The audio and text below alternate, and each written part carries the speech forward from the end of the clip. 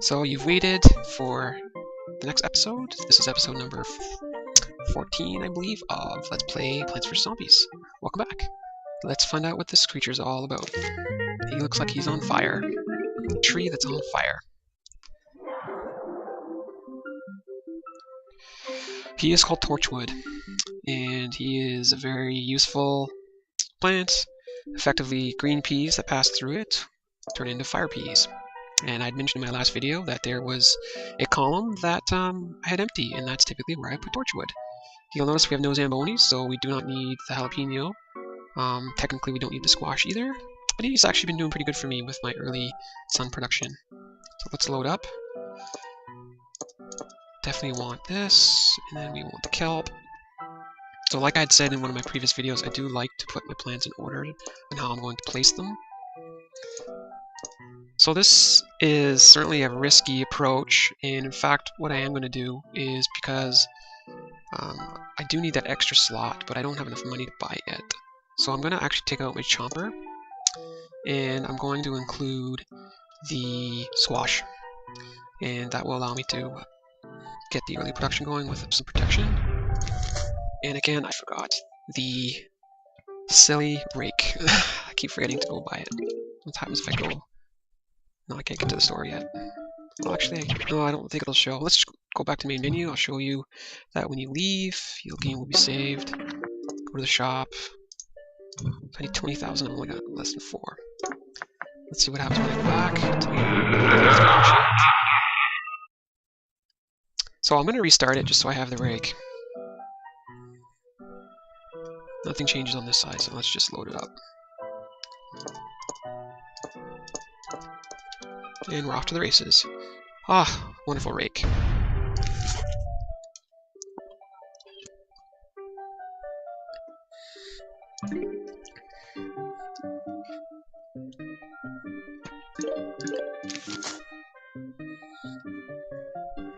Zombies are coming. It's not bad. He's going to do some gardening and not come back from there. It seems small to me. I mean, it only does 1 zombie at a time, but I don't know, it just feels like the right thing to do to have that rake in position. I feel the sun production gets a, even if it's a small jump start, it definitely helps in the long run.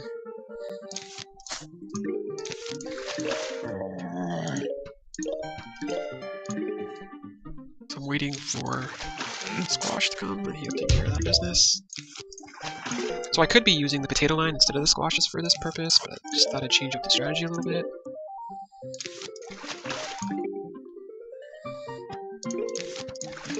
The potato line, if you remember, is worth 25. So I'm going to put my first repeater in here. Hopefully my squash gets 7 time.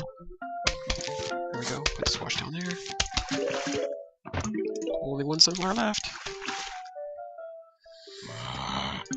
So we definitely want a repeater for the traffic cone or cone head zombie. So there we go, we got all of our sunflowers in position. Now we need to start to work on our repeaters. And because I have no chompers here, it will add some complexity when we get to the buckethead zombies. However, the nice thing is with the Torchwood, they do add an extra level of destruction there. Notice I put in the spike weed, so I'm going to start to place these at the front.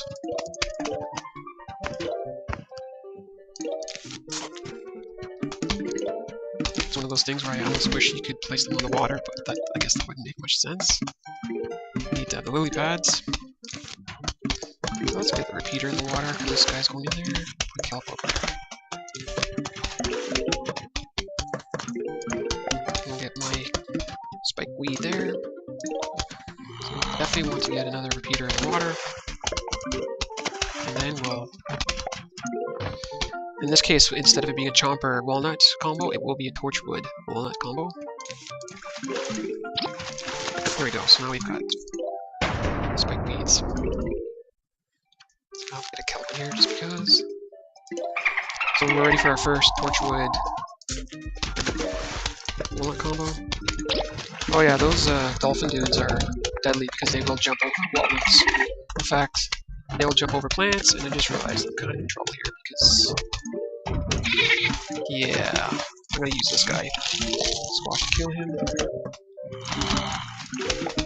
So they are. Kelps are really good against those dolphin jumpers. So we're ready for another torchwood walnut combo. You'll see that the green peas turn into fire peas, which is very effective. You would think that fire against zombies would be super effective. So we want to save. I want to make sure that we have enough money for the next walnut when it's finished recharging. Also get a second kelp there because these are such slow respawners. Okay, we're in good shape. So let's get another walnut torchwood combo. In fact, you can do that in the pond as well. Likely we'll have to at some point. Let's just make sure. Or actually, bullets get too far to recharge, so another dolphin guy. I mean, you could put the torch loads without the bullets, so I want that layer of protection. So I'm glad I actually happen to have that kelp position, otherwise I would have had to have used squash, which is not a bad deal. It's just, yeah, so. Yeah, I'm not liking the sounds of that. That's not very relatively fast. So just squash away. Squash. Oh no, I picked the wrong one. I'm gonna use this. Oh, scandalous. Well, I think that we're at the end of the level anyways, so. And we are. And look at this wonderful, tall-looking walnut. Let's have a look and see what this is. It's a tall nut. So these are nice because they can't be jumped, whether it's by the dolphin guys or by the high jumper guys. So these high jumper pole vaulting zombies. So we've got dolphin rider ones, pole vaulting ones, and a zombie guy. So let's get cracking. And it would be helpful if I actually had a 3-peater.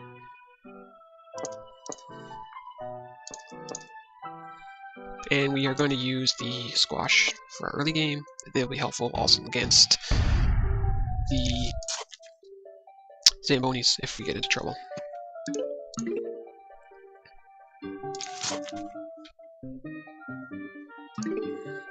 Seems quite calm right now, but it's gonna get heated up quite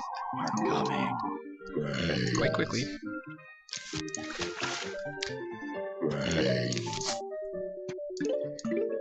So I kind of broke from my normal trend by putting a kelp there, and that was because I'm getting a little bit tired of these dolphin riders.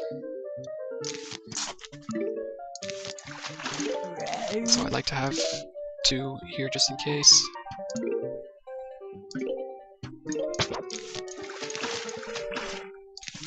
There, I feel comfortable now just in case. Get them in there early. It's going to take a while because I'm using 3-peaters to get them enough money to afford them. So I have to be watching my micro on the sun production side of it.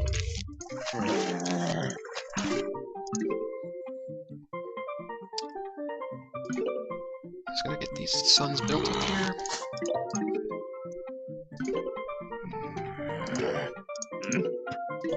So this definitely can see my sun production is going pretty good. I'm kind of in a situation where I probably need to use my 3-peater. And if I get really desperate, I'm gonna have to use a squash. Because I'm not sure if my 3-peater is gonna be strong enough to take care of him. And he's very expensive, so I'll just use a squash on him. And nice, look at this walnut situation over here. So he's gonna chew on that for quite a bit, and I'd love to get a 3-peater out here. So a few more dollars here. There we go.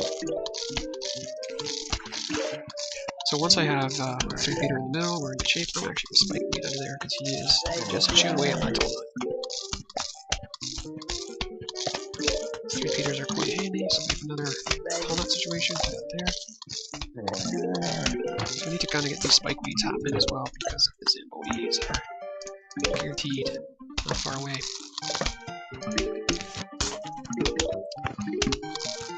So you did 2 3-peaters covers the entire 6 rows, which is really nice. Get that kelp in there. I want a couple more 3-peaters, and then we need some torchwoods too, and tall wood. So get that in place. Save up for torchwood, just because. These dolphin guys are gonna come in here pretty fast and furious. Torchwood there. Need my tall enough to recharge so I can get him down at the bottom here. And we're in great shape. Spiky jewel in there.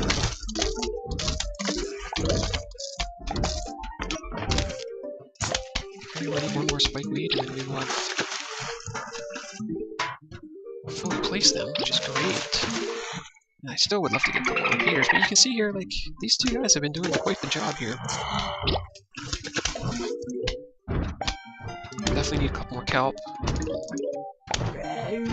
Let's, what we'll do is once this kelp gets eaten, we will put in a palm. Actually, this would be a 3-peater. Yeah.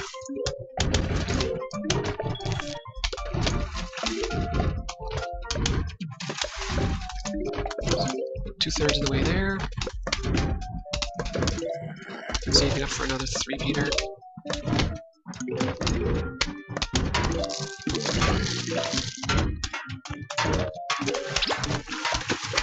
Oof. So put the over there.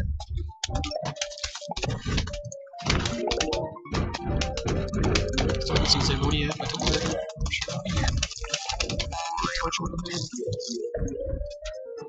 So we're doing pretty good. We could probably put another column of 3-peaters. Got 2 more flags to go. So here's where it's gonna get kinda crazy.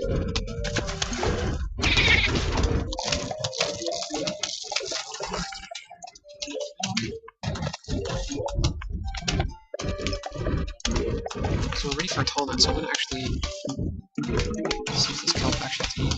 Oh, there's our first ammonia. Spike weed is next. Pretty good here. So this, once this kelp is taken out, this dolphin dude cleans place, and get torchwood going as well. So the 3-peater there, and this is looking good. I feel good about this. Kelp technically you don't really need anymore, because the dolphin dude's going to be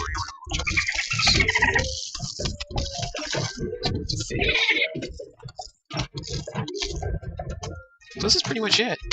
I feel pretty comfortable that we could last the record to the next level, as is, with maybe keeping the components. In fact, just because of the respawn rate like this. Spikeweed. And we could just use pure maintenance now to keep this going.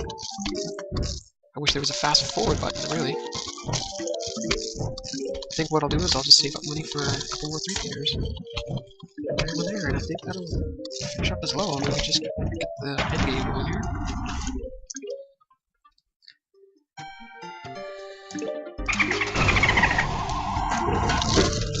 Crazy. This is the final flag, so don't even need this 3-peater, but I like neatness. And congratulations, we have completed this level 3, and we will have to wait until next episode to find out what this neat little piece of paper is all about. Thanks for watching.